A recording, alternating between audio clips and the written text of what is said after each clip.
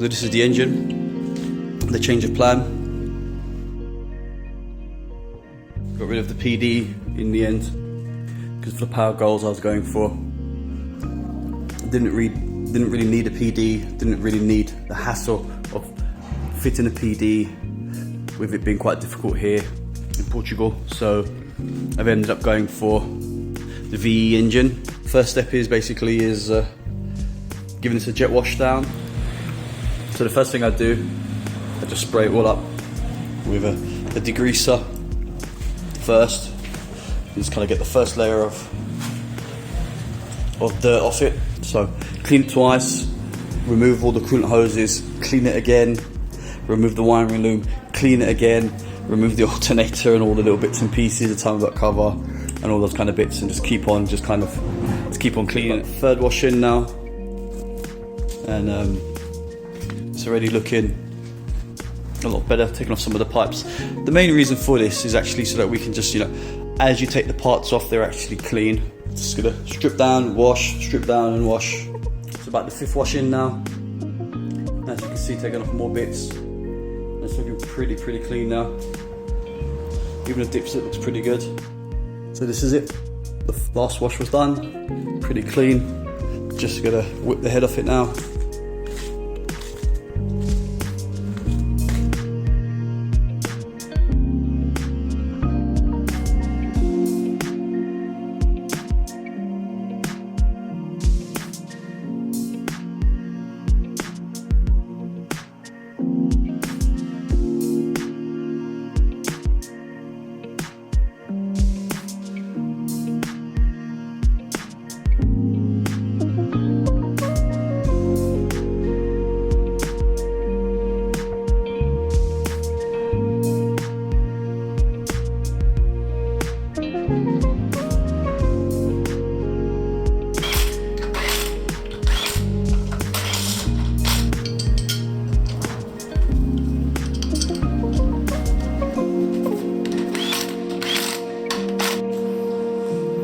Okay, don't know if you can make it out, but the bracket that came on the engine, that means dirty needs to be cleaned anyway, but it's actually broken here. So let me just check my stock and see if I've got a spare. So luckily we do have another one. I've got a few in stock actually. Power steering pumps and brackets, so got a good one. Let's clean this up and bolt this on.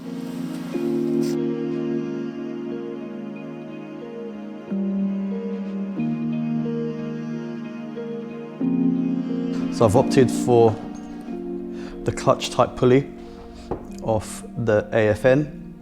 This clutch pulley helps a lot with the crank pulley actually working itself loose and damaging the woodruff key in the crank, and then you have to kind of drill it and put a pin in it.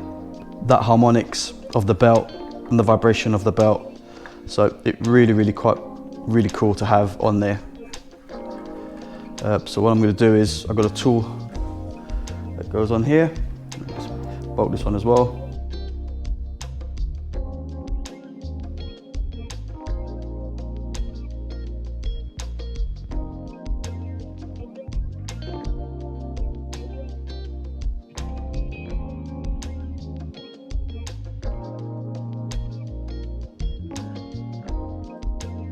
As you can see here, there's play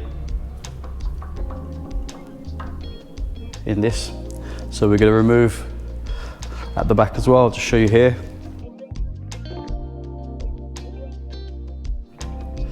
Okay, so with a bit of gentle persuasion and a bit of WD-40, got it off, slide it out.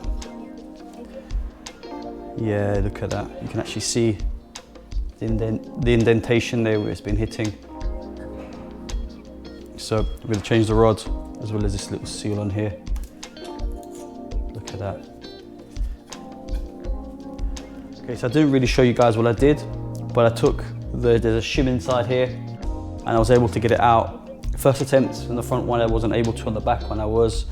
It was quite difficult, damaged it quite a bit, but then straightened it out and put it on. So the shim's on, and as you can see, there's no more movement in this, so it's not going to make excessive wear as well, and it's not going to make excessive noise, rattling and stuff. Okay, so I got the pump back, just changed the seals, gave it a clean, make sure everything was, it's basically just a service, a rebuild service. Quite simple to do. This pump with the lift pump will see me where I need to be at the 200s.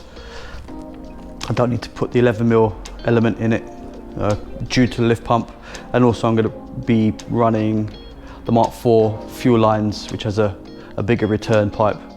So as well as it being lifted, being pumped from the tank to the pump, also the pump doesn't have to work hard, being restricted on the return.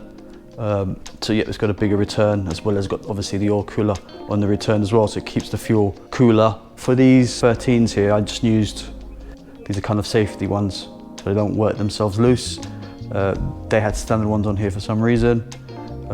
So yeah, just sourced these that I've got laying around, which are quite cool, so they lock, so they're not gonna, with the vibration, work themselves loose and mess up my diesel pump timing. I need to also replace the only seal that's left on here still and give it a clean is obviously this rear plate and the rear main seal, so that's what I'm going to do next.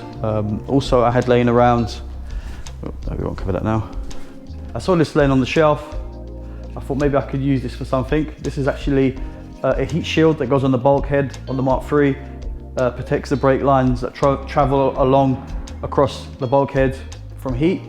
So I thought maybe I could use this as some kind of heat shield, give it a clean, and I can probably get it to fit in there. I can utilize these two to make something up quite easily, I think. So here you go, this is my little improvised heat shield. Just got some snips, cut it, punch 2 holes in it. Please don't drill this metal. If the drill gets caught up in it, you can lose a finger. So it's pretty straightforward, I think. It just kind of wedges in between here, like so. Got these 2 little 10 mils.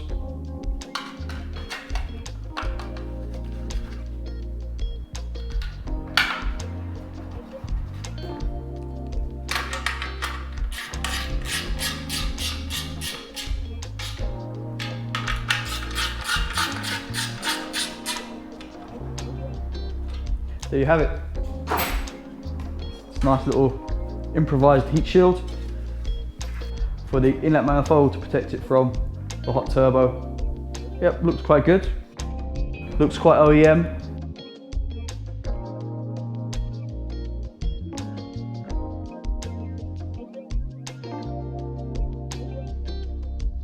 So that's it for this episode, which covers kind of part 1 of the engine, building it up, gaskets, strip down, clean, strip down, and as you saw what we've done.